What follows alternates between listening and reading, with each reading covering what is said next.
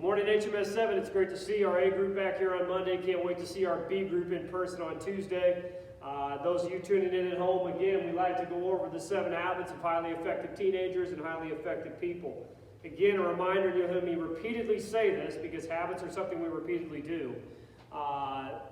Good habits, again, are what we want to practice here.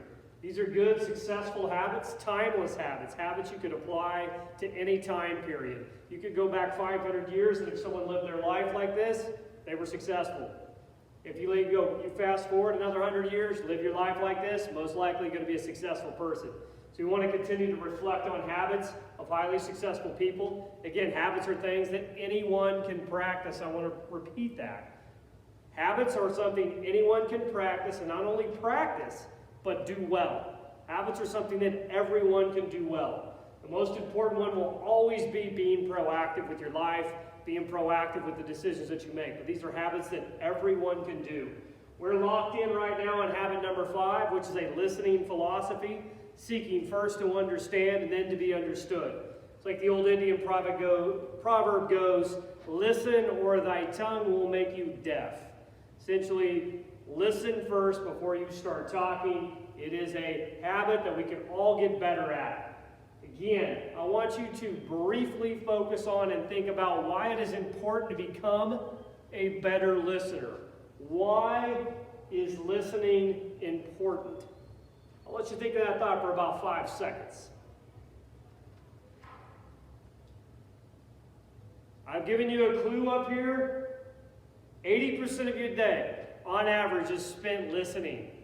That might be to a person talking, a teacher giving you direct instructions, those really annoying TikToks that you guys like to watch, a Snapchat, whatever that is.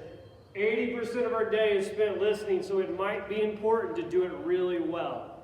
And I think we all know, myself included, we all need to improve at the way we listen to people.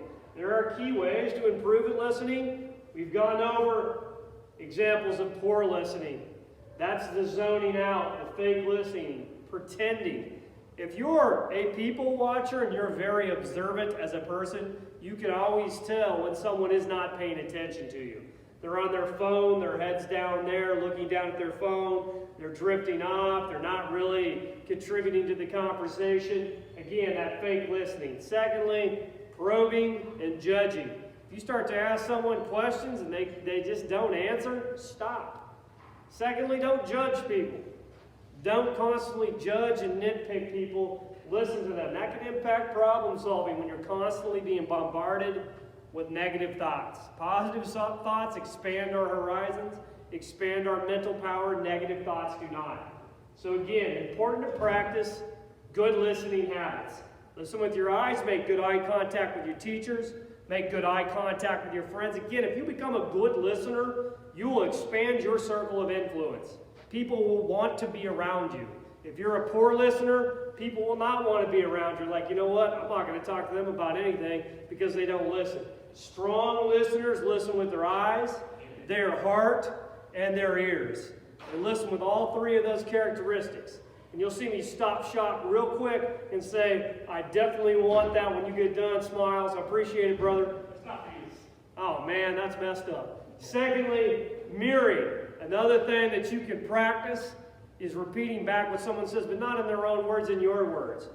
A genuine response. So what I hear you saying, what it sounds like you're going through is this. That way they can listen to what you say, and they can clarify whether you heard them correctly or didn't hear them correctly. Good listening habits. Again, listen well, you'll expand your circle of influence. People will want to be around you. Coupled with listening, it has to be, and practicing these habits, has to be a growth mindset. That belief that if I work on anything through time and effort, my brain is like a muscle and it will get stronger. Just like you work yourself physically, your brain is no different. Through time and effort, practicing good habits, you'll improve, that brain will grow. Secondly, ask questions of yourself. If you're not getting better, continue to ask yourself questions. What can I do differently? Who else can I ask for help? Continue to do that. Thirdly, and what I'm going to leave with most importantly, mistakes. Mistakes equal growth. The more mistakes you make, the better you'll be. Don't be afraid to make mistakes. We love you guys. Even smiles. We'll see you around throughout the day. Have a great Monday. Have a great Tuesday.